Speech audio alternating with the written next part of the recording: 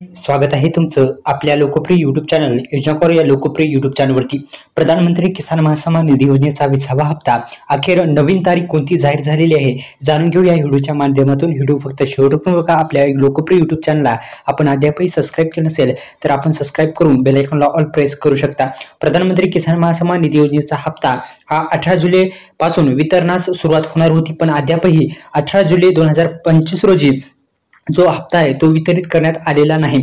तर आता नवीन तारीख खरंच जाहीर झालेली आहे का आणि काय आहे संपूर्ण माहिती जाणून घेऊया व्हिडिओच्या माध्यमातून।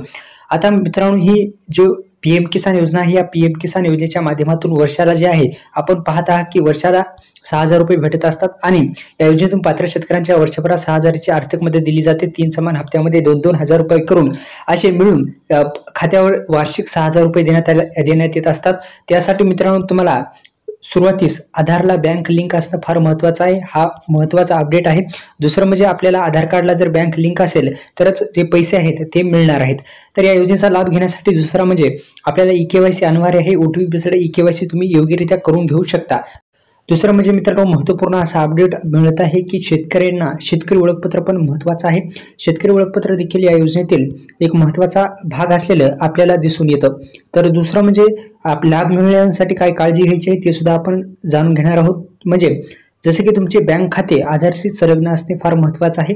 मोबाईल नंबर नोंदणीकृत असावा, जमिनीची कागदपत्रे योग्य अद्ययावत असावे। pmkisan.gov हून जाऊन आर्थिक स्थिती जी आहे तुम्ही लाभदारी स्थिती तुम्ही पाहू शकता। तसेच मित्रांनो, आता नवीन तारीख काय जाहीर झालेली आहे जाणून घेऊ।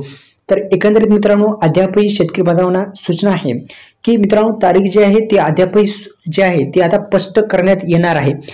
म्हणजे आता लवकरच ती जाहीर होण्याची शक्यता वर्तवली जात आहे।